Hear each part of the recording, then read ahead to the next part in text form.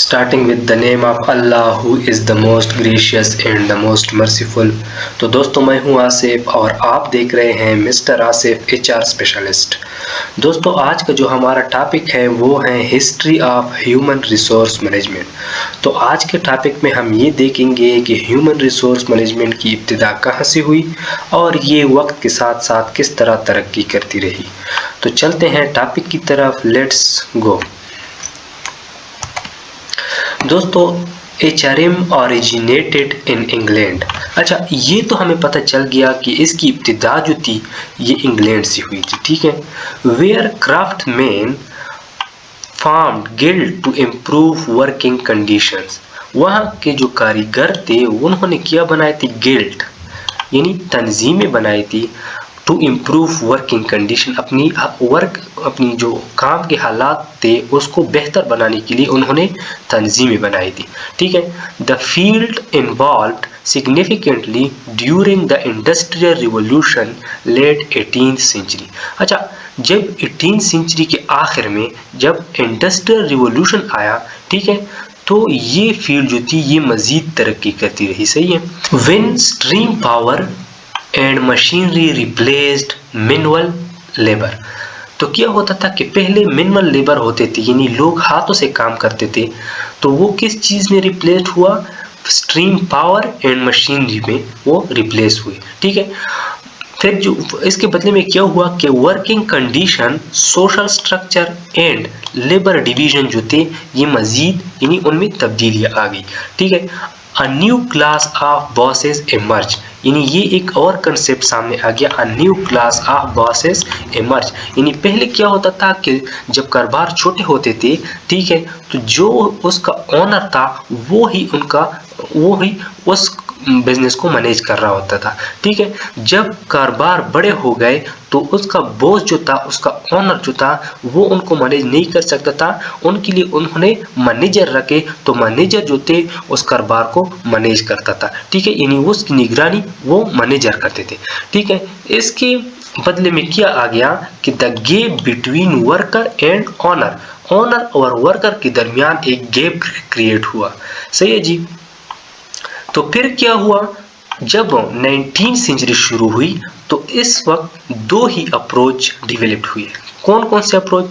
First one जो था वो साइंटिफिक मैनेजमेंट था, ठीक है, जिसको कौन इंट्रोड्यूस करवाया, यानी फ्रेडरिक W. टेलर ने इसको इंट्रोड्यूस करवाया।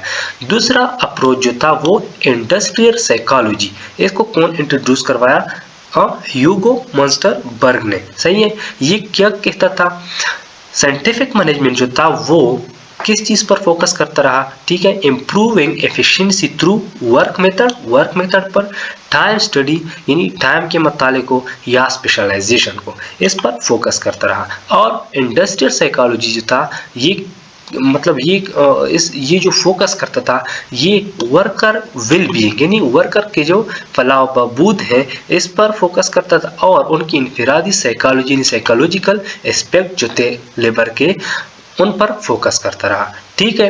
Due to technological advancement. अच्छा, जब टेक्नोलॉजी एडवांस हो गई, यूनियन भी ग्रोथ कर गए, एंड गवर्नमेंट इंटरवेंशन, तो गवर्नमेंट के मुदाखलत की वजह से क्या बना दिए गए, पर्सनल डिपार्टमेंट बना दिए गए 1920 में, ठीक है।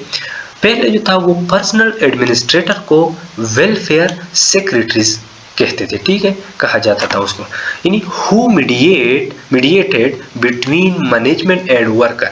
ये मैनेजमेंट और वर्कर के दरमियान एक पुल का काम करता था, ठीक है, एक पुल का काम करता था। ये वर्कर के साथ उसकी ही लैंग्वेज में बात करते थे और फिर मैनेजमेंट को वो बताते थे कि वर्कर को बेहतर बनाने के लिए या उसको इम्प्रूव करने के लिए क्या किया जाए, ठीक है।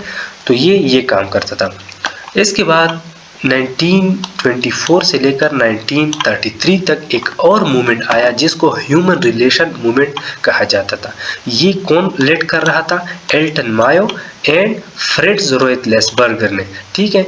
ये क्या कहते थे कि emphasize the impact of social interaction on productivity, कि सोशल इंटरेक्शन का प्रोडक्टिविटी पर असर होता है, यानी अगर एक ऑर्गेनाइजेशन में एक एक ऐसा माहौल होता है, यानी फ्रेंडली माहौल होता है, उसके जो एम्प्लॉइज़ हैं वो खुश हैं और वो मोटिवेटेड हैं और वो क्या करेगा, वो मतलब दिलो जान से, यानी वो दिल लगाकर वो काम करेगा कंपनी के लिए, तो वो क्या हो सकता है, ज़्यादा प्रोडक्टिव हो सकता है, ठीक है, एक ऑर्गेनाइजेशन के लिए। तो वो ये कहता था, ये मूवमेंट जो था ये बाद में ऑर्गेनाइजेशनल बिहेवियर का हिस्सा बना। इसके बाद until the 1960 personal management was largely administrative, dealing mainly with blue collar employees। अच्छा, 1960 तक पर्सनल मैनेजमेंट को ज़्यादातर इंतज़ामी काम समझता था कि ये सिर्फ और सिर्फ किस चीज़ से डील करता है, ब्लू कॉलर एम्प्लॉइज़ से, यानी जो नीचे एम्प्लॉइज़ हैं या मज़दूर हैं जो हाथों पे काम करते हैं, इससे सिर्फ ये डील करता है। ब्लू कॉलर एम्प्लॉइज़ मज़दूरों को कहते हैं जो हाथों पे काम करते हैं, और वाइट कॉलर एम्प्लॉइज़ जो हैं ये मैनेजमेंट लेवल पे जो यानी मैनेजर होते हैं, इसको हम वाइट कॉलर एम्प्लॉइज़ कहते हैं, ठीक है। इसके बाद एक और मैनेजमेंट का स्कॉलर जो था पीटर ड्रकर, ये उसने HR रोल को सिर्फ इस हद तक महदूद किया कि ये सिर्फ रिकॉर्ड कीपिंग करता है, house keeping and union conflict management के यूनियन में जितनी भी तनाज़ात हैं सिर्फ इसको हल करता है। तो पीटर ड्रकर ने HR को सिर्फ इस हद तक महदूद किया। दोस्तों, अगर हम आजकल के दौर में देखें तो HR जो है यानी HRM ये एक स्ट्रेटेजिक और डायनामिक फील्ड बन चुका है। ये इसने बहुत तरक्की की है, AI जो है वो आया है, ठीक है, इसने तरक्की की है। HR की जो है अपने सॉफ्टवेयर उसने डेवलप की है, ठीक है, जो न सिर्फ रिकॉर्ड कीपिंग और एडमिनिस्ट्रेटिव का काम तक महदूद है, बल्कि ये ऑर्गेनाइजेशनल डेवलपमेंट पर काम करता है, एम्प्लॉइज डेवलपमेंट, टैलेंट मैनेजमेंट और कारोबार की कारकर्दगी को बेहतर बनाने के लिए एक मरकजी किरदार अदा करता है, ठीक है। तो ये जो था आज का हमारा टॉपिक था।